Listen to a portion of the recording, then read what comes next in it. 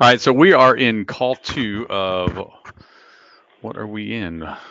What to say in 2019. So, a couple of things that just to recap from what we did last week. Last week, as you remember, we went through two big points. One was understanding the concept that the real estate conversation, sales conversation in general, is all a setup, and not a setup in a bad way where you're trying to, trick somebody into something, but a setup in the fact that you realize that your sellers don't know as much as you do about your business. You do this every day, and they don't. So if you just took them from A to Z, they call up and say, "Hey, I'm thinking of maybe making a move. What should I do?" You, after a couple years in the business, have a pretty good picture of what they should do, the value of their property, and you could sit down and in 20 minutes put together a plan. But if you have that conversation, they're going to think you are completely detached from reality. You're not listening to them, and that it just is too easy. So you have to learn how to have the setup conversation,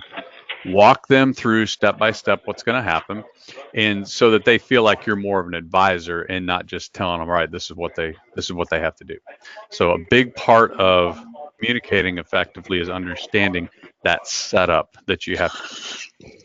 Then we talked about generating and setting appointments and trying to take the mystery. If you're trying to like understand why am I not setting more appointments, it might just be because you're making it too big of a deal. Like all this stuff has to come into play, and it's all got to align, and all of a sudden they're going to say like, okay, well, will you come out and tell me what I can sell my home for? And that's never, not never, but it's probably never um, going to happen a lot. So setting the appointment is just really making sure that you understand that everybody wants to sell. It's typically comes down to their timing typically comes down to their motivation and the price they're going to get. So when you find somebody that's talking about they're wanting to sell, get the information you need, and then the natural closing to that call is, sounds like you want to get something sold. I'm going to go ahead and get some research done and find out. The question you're really trying to find out is, will the market support or will the market go along with the plan that they have for their property? All right, so that brings us up to what we're going to talk about today. First part is very, very simple, and it's very, very important though, because after a few years in business, right now, if you're in the building stage, you're going out and you're probably in one way or another generating every deal that you get. So you just feel like you're continually having to chase down people to work with you. You always want to be doing that. You always want to be generating. The rest of your career, you need to be generating new business. But it would be nice at some point if we could all have some deals coming to us that maybe aren't just referrals and people that like us and are sending us business. Those are great. But what about getting paid in the future for something that we did a year or two ago? If you've only been with our companies, then you probably aren't quite aware. It's just what's normal for you. But if you've been other places, then you know how important database systems are and the stuff that we're doing for our databases and for your databases. So all of that stuff, as effective as it is not ever going to be as effective as it can be until you maximize what you put in there. So what I'm talking about is you're making all these calls, you're going to generate new leads, you're going to generate new people that you talk to, most of which are not going to do anything right now today. How do you turn around and make sure you're positioned to get something, possibly get in front of them in the future? You got to get their contact information. Databases going forward are more important than ever to have accurate information, accurate emails, accurate cell phones, accurate home phones, and accurate addresses. What we're going to talk about today is emails. Now, this is a very, very simple process that I see people lose. Like they lose the potential for thousands of dollars every day just listening to their calls. I know where it's breaking down. So every single call, you have to, just as important as it is to dial the call originally, every single call you have to make an attempt to be able and to get their email, whether they're a yes or a no. Now, everybody that is going through the online training, or if you're in Charleston, going through Carolyn's training or had a meeting with us, everyone should have that email script. There's a single email script, and then there's one that I've modified it's really kind of a 3-step process, but just start with the original one. You're getting ready to hang up the phone, and you just go through a simple email script, which is, they're going to typically be, you're getting ready to exit the call. Hey, listen, I just wanted to touch base with you. Sounds like you are not doing anything right now. That's not a problem. I understand. But a lot of your neighbors have asked me to keep them up to date on what's going on in the market. They know the slightest shift in the economy can have a major impact on values. And I want to make sure you get the same information. What's your email? Most of the time, you're going to get that from those people because they are typically hearing you say, well, somebody else is getting something. I want to be able to get that too. Now, you're not going to get 100% of them ever, probably, but you can pretty consistently get 75 to 80% of the emails if you just ask. So when you just ask, you're going to get some that you never would have if you didn't. If they say no to that, then you can come up with another question. One of the other ones that I like to use is, it sounds like you're all set for now. Listen, if you were to come across somebody that you felt like I might be able to help in the future, would you be willing to forward them on to me? Now, very few people are going to say no to that. They're a good human. You're asking them, hey, if you came across somebody that you thought I might be able to help in the future, would you be willing to forward them on to me? They're going to say yes. When they say yes, then you follow up, awesome. I'm going to get you my contact information over. What's the best email? It's harder for someone, once they've told you yes to the first part, to then turn around and say, well, no, I don't want to give your email.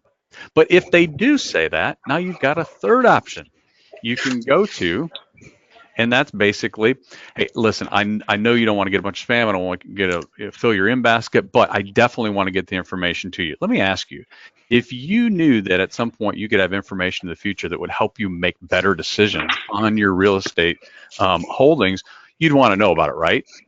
Okay, who is going to be able to say, no, I don't want to know about anything that's going to help me? So again, the first part of that, they're probably going to say, yeah, I want to know about that. Perfect. I'm going to go ahead and send it over to you. What's the best email? And remember, if you don't think it's any good information, you can always opt out. So give them their out. Those three, and a combination of those three, if you get them down and you understand, your tonality, and you say it with confidence, you're going to get 75 to 80% of the emails, which is going to allow you to build your database. Here are the things that I remember and hear people talking about and asking when they're asking for the email. They're mentioning newsletters. They're mentioning quarterly updates. They're mentioning market updates. They're mentioning all this stuff that isn't bad, and they're the things that a lot of times they are going to receive. But the issue with it, the reason that you're not getting that, is because that's what else is saying. So everyone else that is prospecting is typically giving a different version of, well, can I send you my monthly report? Or can I send you this? Can I send you that? It has nothing to do with what you tell them they're getting. Put yourself in their position. They just met you on the phone. They don't know who you are. They're not doing anything right now. And you're going to offer to send them something else that's going to fill their in basket. Hey, Nina, I'm going to put you on mute there. Just I'm sorry. That's right. That's right. So they don't want necessarily something else that's going to turn around and fill their in basket. The three questions and the way that you ask them, that's just sales language. It's setting them up to be in a position to say yes. Okay, makes them feel silly if they didn't. No, you don't want good information. They don't feel comfortable doing that. Okay, so any questions on the getting the email script? Okay, and we're going to move on then. Second part of this, I want to talk about the conversation that really is a marketing conversation that you are going to have with a lot of your owners. And it revolves around the three things that typically are going to keep a property from selling. So I'm going to unmute most of you.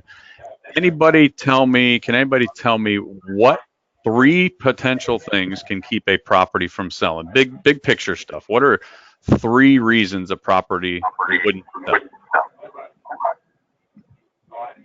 It's overpriced. Okay, so price is one of them. What else? It's in a flood zone. What's that? It's in a flood zone. It's in a flood zone? Yeah. Well, what if they got flood insurance? Okay. I mean, somebody bought it in the flood zone originally, right? Uh-huh. So probably a flood zone may not necessarily keep it from selling, might keep certain buyers from wanting it, but think big picture. Besides Condition, price, what else? What's that? condition, and location. Condition? Yep. So condition, definitely. You got a property that is completely trashed. Now, it probably will sell, but now if it's completely trashed, that's going to affect the price. So we got price, condition, and there's one more. Location. Location probably would be in, I'd put that in the same category, same bucket as condition. Marketing. All gonna, what's that? Motivation. Marketing. Yeah, Marketing. motivated seller. Marketing. Marketing. Three things: condition, price, and the marketing. So let me give you an example. You can have the best property in the entire world that somebody would take, $500 for, and it's worth $500,000. But if no one knows that it's for sale, no one's going to buy it. Best property, great condition, super, super cheap, deal of the world. But if no one knows it's available, it's not going to sell. On the flip side of that, you can take an overpriced property, blast it from the loudspeakers, put it on billboards, advertise it on TV, and if it's overpriced for the market or it's overpriced relative to the condition that's in, no one's going to buy it. Okay? So those three things, condition, price, and the marketing or the exposure that you're getting for that property and who knows about it, are the only three things that are going to keep a property keep a property from selling. So it's important that you understand the conversation that you have to have with your seller so that they're clear on how all of those affect each other. So let's talk first about the relevance of each one. Condition. It's the property itself, the condition of the property, the area around the property. So that's what Jason mentioned was the location. So you could have an unbelievable home that is, $500,000 to build, but it's in a $150,000 home community. That is going to affect the price of that home. The condition and the location are going to affect the price. Another part of that is the functionality of the property. So, if you have something that the owners built for themselves, and you see this a lot. I mean, if you work in the Myrtle Beach market and you haven't already seen this, you've either never looked at for sale by owners or expireds, or you've only been in the business for maybe less than 6 months. But there is what's called a geodesic dome. It's a dome. It looks like an igloo in North Myrtle Beach that has been for sale for at least 7 or 8 years. And it's been a for sale by owner. It's been listed with at least 6 to 8 agents in the market. And aside from the owner thinking it is the best design ever and being overpriced because it's just overpriced, there's only a handful of people probably between here and the Mississippi that would buy it at any price because it just doesn't fit. It's just a home that is so out there that it's probably doesn't have a big audience for it. So that functionality is really affecting it. Okay. Because there's a property for every buyer, then you have to understand that the price and the condition are related. So you can make up for the issues that affect it with the condition, the location, but the way you make up for that is you have to price it accordingly. So you have to price it to where people are going to be compelled to get over the issues that they see. Those could be improvements that they have to make. So if it's going to be worth $400,000 after repairs, then you're probably not going to be able to sell it at $350 if it needs $100,000 in repairs.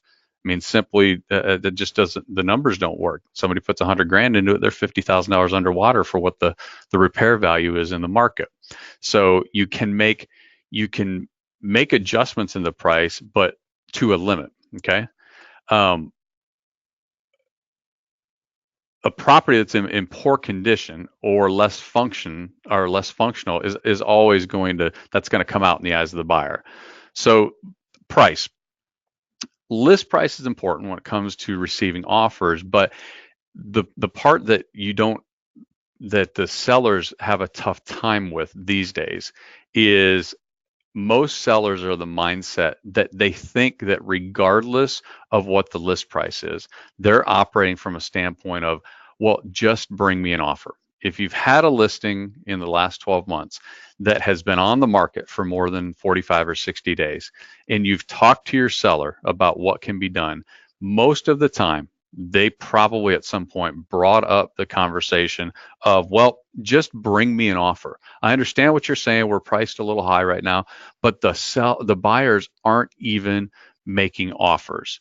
So that's a big part of the conversation when you're doing price adjustments or when you're actually trying to price the property to list it, that the sellers have to understand. In the past, potential buyers would find the properties that they like, and if they thought the home worked for them, regardless of what they thought of the price, they'd put in an offer, regardless of whether they thought it was priced too high or not. But since then, so think in the last 10 years, what has changed? I'm going to go through 4 or 5 things that you probably want to write down or at least commit to memory that has changed in the last 10 years. And now, if your sellers aren't aware of this, then they probably don't realize how much it's impacting their mindset of, well, just make an offer, and why buyers don't do that anymore. All right. So think about this. 10 years ago, you could not pull up listings coast to coast. Couldn't do it. You didn't have the ability to go somewhere and find listings in California sitting in your living room in South Carolina. Didn't exist. Now, you could go through some tedious process and find a real estate agent that's out there, look up their company, and probably get to their website, but you did not have access to the amount of at your fingertips information on properties all over the country, and frankly now all over the world. So you didn't have access to everything that was available. Number 2, you could not get a Zestimate, a property valuation, a truly estimate, realtor.com price, or a valuation for just any address that you wanted. It typically was going to require you reaching out to either an agent, an appraiser, or somebody that was going to put some subjective spin on the price. And they were probably had something to gain from the conversation. So they were an agent that was maybe going to get a listing or a buyer sale, or they were a appraiser that was going to get a job to do an appraisal. You couldn't get that stuff at your fingertips for any property that you wanted. You couldn't get it for your own. You couldn't get it for the one that you were looking at. You couldn't get it for the 5 in your neighborhood that you know that just sold. It didn't exist. Third one, you probably would have to go into a home, physically go visit a home to see exactly what it looked like in terms of a layout, floor plan, etc. Now, if you did get to a listing of a home, you could probably see some pictures. You might even, I don't think 10 years ago, but maybe 7 or 8 years ago, you could start to see the little moving picture zoomed in and out that was like that day's virtual tour. You could find the builder's floor plan maybe from what it was built, but look at what we have now. You literally can virtually walk through the house and see, okay, when I turn left off the kitchen, that brings me into the master bedroom, and it looks like it's about 4 feet. Then I've got this walk-in closet. You literally are as close to virtual reality walking through a home now with Matterport and everything else that you feel like you have been in that home. You know what your view is when you walk outside and look out in your backyard. You know what your view is. You're not limited to what the photographer chose to take. So you see everything that the home has. Number 4, you'd have to search for hours to find out facts about the surrounding area of your neighborhood. So you would have to go to multiple websites. You want to know about the crime? You have to start looking on the local police department and the arrest records. If you wanted to know about what grocery stores and stuff are by there, you'd have to start doing a map quote. Well, probably couldn't even do a map search there. You'd have to actually get on and figure out addresses and see what was close by. All this in the last 10 years. You wouldn't be able to look and see any information about the school that's nearby or what elementary school. Now, aside from what's in the listing that you have access to, there are websites that literally are catering to the potential buyer that have all of that information in one website. You click on it, you sign up for it, and then they tell you everything from restaurants nearby to schools to graduation rates to crime, to everything that you could possibly want to know about any home. It's out there. Then the last one, the agent have to play multiple rounds of phone tag with the listing. Your buyer's agent have to play multiple rounds of phone tag with the listing agent to figure out when the property could be shown, and then do that multiple times for every property that they wanted to show their buyers. So let's put 2 and 2 together. It was really, really, really tedious for agents to set a bunch of appointments for their buyers to look at homes. So let's look at, are agents most of the time willing to go and do a whole lot, or do they want to try to get by with the least amount possible? Answer the question. They want to try to get by with the least amount possible. As an industry, we've got a lot of lazy agents out there. That's the reality of 10 years ago. So how many would they turn around and show a buyer? They'd show them the minimum amount they could that they thought would fit what they're looking for. So now look at the effect of all that stuff. Essentially, if a buyer saw a home that worked and they were ready to make an offer and figure out if they could agree on the price, then they would just make the offer because it fit the bill. They went and looked at 5 or 6 properties. This is all that the agent showed them. They didn't know that there was anything out there. If the agent didn't want to show them everything that was there, it was very, very plausible that they could do that and get by with it. And so it was kind of painful to keep looking at properties. It was less painful to put an offer in, just put the offer in and see if the seller would negotiate. So the sellers got a lot more opportunities to see offers because the buyers, it was just too tedious to go out and get all the information. They felt like this is what we have available. And so regardless of the price, that they didn't know whether it was fair or not, they just throw an offer in. And if they could come together, great. Now fast forward to present day. Massive information's available at our fingertips 24/7. So if you haven't already figured out as an agent, we'll talk specifically about buyers, as a buyer's agent, you probably have figured out that when the buyers come in and want to look at 4 or 5 homes, they probably know more about the homes that they're looking at than you do before they call. There's a good chance that they know more about the neighborhoods than they want to look in than you do. That's not wrong. It's just you can't know everything about every home in the market or even every neighborhood in the market. So they're highly, highly educated. Buyers know when a property is priced correctly, and they know when it's priced high. So they have all that information.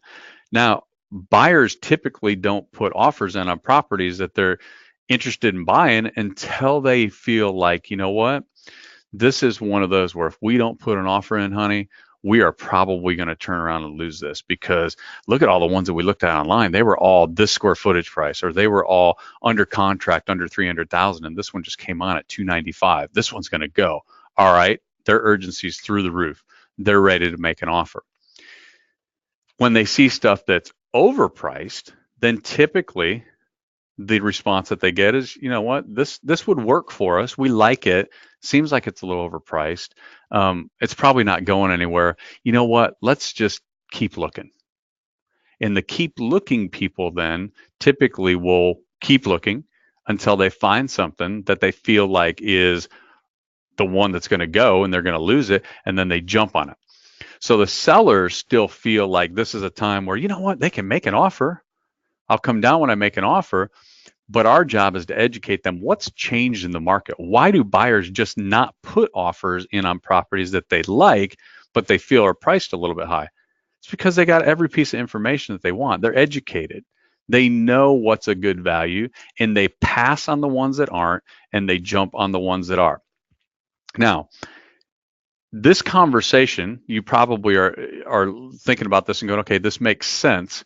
But until you actually go in and do the research and validate what I'm telling you, then you're not going to be able to communicate this effectively, because you're just going to be regurgitating what I'm saying. You have to really, really understand how this happens. You have to see it in the data before you're going to be able to communicate it really, really well to your clients, because you need to, when you go sit down with them, you need to actually show them how that played out.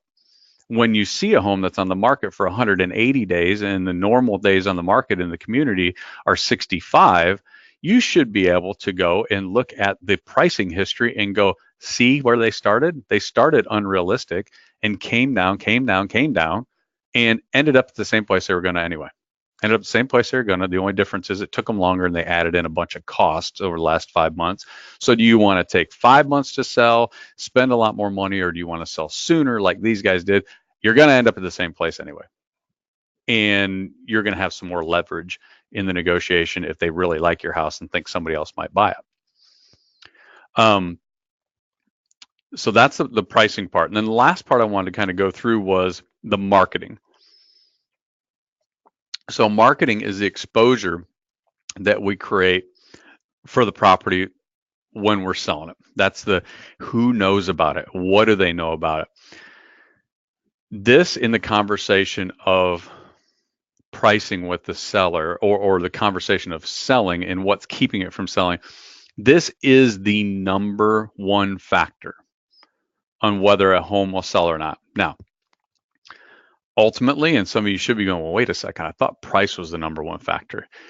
Price is the number one reason. Marketing is the number one factor. So what's the difference? Price is a product of marketing. Price is a product of marketing. Back to what I said earlier on in the call. Marketing is, what do they know about the home and who knows about it? What's the home offer and how many people can it get in front of? All right. But you can put it in front of thousands, hundreds of thousands of people. And if it's not priced correctly, then that affects the marketing. So when sellers are talking about, well, it all comes down to price. No, it actually doesn't all come down to price. It comes down to, how are we going to be able to market this home? If we're marketing an overpriced property, then we're actually going backwards, because we are helping the competition sell their home, because we're offering something that's the same as the competition, but we're asking more for it. We're pushing people to make decisions and buy our competition because we're not priced correctly. So you have to understand the correlation between price and marketing. And when you understand that, typically get the seller off of thinking, well, you just want me to lower the price. No, I just want to be able to market the home in a way that you're going to actually attract the right type of buyer for it. So I'm going to open it up. And does anyone, take everybody off mute here, any questions or clarification that I can give you on anything that we talked about on today's call?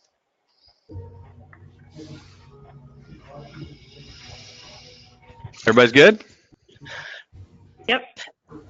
Brandon, I just feel like I'm chasing people. Like, it's so frustrating for me. When I get like somebody that is ready to sell, it just seems like I'm chasing them, or I'm waiting on them to do this. I mean, I know life happens, but like, what can I do to like stop this? Well, give me an example of one specific, because it's a lot easier for me to understand what the challenge you're having if it's somebody specific versus, hey, this just always happens. So I cold called a man like last month or whatever, and so he's ready to sell, and so he has a tenant in there, and so he wants me to go take a look at the property. He's just ready to sell. He's ready to get do away with it. So I go to look at it, and I call the man, or he gives me his phone number. I go to look at it, and they won't let me in to see it. So Uh-huh. I call the owner back, and I guess it's just a personal thing where I just need to like leave him alone, I guess, but. I'm just trying to get a listing. I mean, it's anyway. So I go to look at it. He won't let me in. So I call the owner back, and he's like, "Well, call this other man. He can let you in because he's in New York." And I don't know. So I'm supposedly supposed to be going to look at it today, but it's kind of a dangerous situation. Like I don't know the man that's in the house. So. And then I just have another lady that I cold called. She's ready to sell. She doesn't have an email. They're old. So I had to mail the listing agreement, and I keep on like asking her, "Have you filled it out yet?" She's like, "No, I'll do it this weekend." But it's like I'm trying to chase people, and I'm tired. It's like frustrating. Seems Yeah, like it's real stressful. well, here's the reason it's stressful, because I've got probably 3 times that many people that you just explained. It's giving me this different version of the same frustration, but here's the difference. I've got a bunch of other ones that are motivated and they're sending their stuff in. So you're never going to leave that. There are always going to be people that are slow walking every single thing that they do, and they don't get paperwork in, and they yes you to death, and then they say, no, I'm going to keep the tenant for another year. It's never going to change. That's always going to be there. What you have to do is you have to offset that with all the motivated people that are saying, okay, I'm ready to go. And the way that you do that is you get better at listening for motivation and talk to more people. So how many contacts did you make today, Nina? I'm actually gonna make contacts this afternoon. So I Okay. How many haven't made any. contacts did you make yesterday? I do roughly around 15 a day. It's just because I'm new to the telephone and I'm really, really trying to get used to clearing out everything around me and just focusing on my conversation and what I should say and Uh-huh. getting my Yeah. gets my fear under control.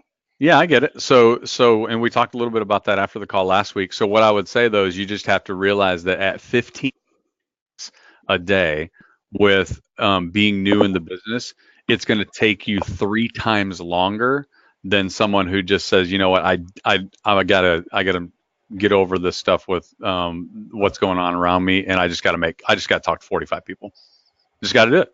I got to stop thinking about it and talk to 45 people, because it's going to take 3 times longer, 3 times the frustration, 3 times the amount of people, not sending stuff back before you get the taste of, ooh, I can do this. Somebody sent something back 3 times. That's a big difference. How old are you? 33. That's a difference in 33 and 99. You know how much difference there is in a 33-year-old and a 99-year-old? Yeah, 3 times. That's like dead and you. So that's the difference in the experience that you're getting when you bump that up. Okay. But it's not going to go away. The frustration is not going to go away. You gotta dilute the frustration with success. Okay. Okay. All right, guys. We'll talk next week then. All right. Bye bye. Thanks, Brian. Bye. Thank you.